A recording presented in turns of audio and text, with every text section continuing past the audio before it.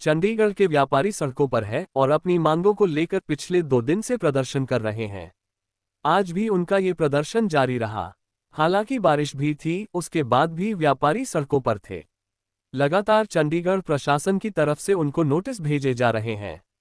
Heavy penalty लगाई जा रही है, जिसको लेकर उनका विरोध जारी है। व्यापारों की बहुत लंबित मांग है कि नीड बेस्ड चेंजेस किया जाए, व्यापारियों को राहत दी जाए।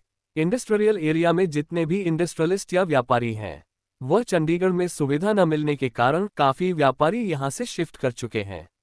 और अगर ऐसे ही प्रशासन उन्हें लगातार नोटिस भेजता रहा तो बची कुची इंडस्ट्री भी यहां से पलायन कर जाएगी। व्यापारी इसको लेकर कई बार प्रशासन के अधिकारियों से मिल चुके हैं और उन्हें कोई भी रहता इस मामले में नहीं मिले हैं, जिसके कारण उन्हें अब सड़कों पर उतरना पड़ा है।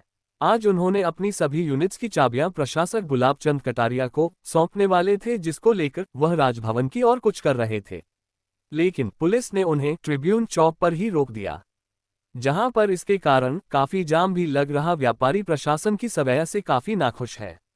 Nation news bureau Chandigarh. हमारी एक ही डिमांड है कि जो स्टेट रूल प्रशासन ने स्टेट रूल बनाया है, स्टेट रूल के अंडर इन्होंने हमें क्लॉज नंबर 10 और क्लॉज नंबर 14 के अंदर नोटिस दिया है। हम चाहते हैं कि इसी के अंदर क्लॉज नंबर 19 है, जिसके अंतर्गत गवर्नर के पास पावर है कि वो ये सारे नोटिस रद्द कर सकते हैं। हम चाहते हैं कि गवर्नर साहब हमारी बात सुनकर ये नोटिस रद्द करें। यदि वो ऐसा काम नहीं करते हैं, आदमी अपना में हमारी अगली रणनीति बन रही है। यदि उनका नुमाइंदा यहाँ पे आज कोई आगे आश्वासन नहीं देता है तो गवर्नर उसको कुछ करेंगे, चाबी मैं व्यापारी एकता मंच से योगेश कपूर। पहले तो आपके माध्यम से चंडीगढ़ एडमिनिस्ट्रेशन को जगाना चाहूंगा कि इस बरसात में भी चंडीगढ़ एडमिनिस्ट्रेशन को कोई सुनवाई नहीं हो रही। कुछ भी हमारी मांगे कोई नहीं है। हमारा सिंपल है कि मैसेज है चंडीगढ़ एडमिनिस्ट्रेशन को कि जो उन्होंने वायलेशन और मिसयूज के जो नोटिस हमें गलत तरीके से भेजे हुए हैं उनको रद्द करें। जो स्टेट रूल 2007 के तहत सेक्शन नंबर 14 और सेक्शन नंबर 10 के तहत जो उन्होंने हमें वायलेशन और मिसयूज के नोटिस भेजे हैं, उसी सेक्शन 19 में पावर ऑफ रिलैक्स हमारे गवर्नर साहब के पास पावर है उन नोटिस को रद्द करने की। तो हमारी मांग सिर्फ यही है कि हम व्यापारी हैं, हमें व्यापार करने दिया जाए, हमारे वो नोटिस रद्द हों। सर, यही चंडीगढ़ एडमिनिस्ट्रेशन जो हम बात कर रहे हैं कि उनको यही नहीं पता कि एक व्यापारी चंडीगढ़ एडमिनिस्ट्रेशन क्या पूरे देश की रीढ़ की हड्डी होता है।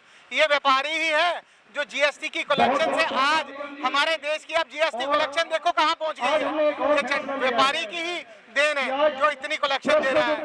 और ये एक वो व्यापारी ही है जब 2020 में कोरोना था जिसने घर बिठा के भी वर्करों को प्रधानमंत्री की एक आवाज पे सैलरी दी थी। और ये चंडीगढ़ एडमिनिस्ट्रेशन उन्हीं वर्करों का और हमारा घर उजाड़ने पे नहीं लगा हुआ है। पहले तो हमारी डिमांड है प्रशासन से कि वो हमारे नोटिस रद्द करे। अगर हमारे पास 1 बजे तक प्रशासन से कोई भी लिखित रूप में कोई भी वर्बल आश्वासन नहीं ले गया, सिर्फ लिखित रूप में जब तक हमारे पास नहीं आता हमारा धरना बंद नहीं होगा।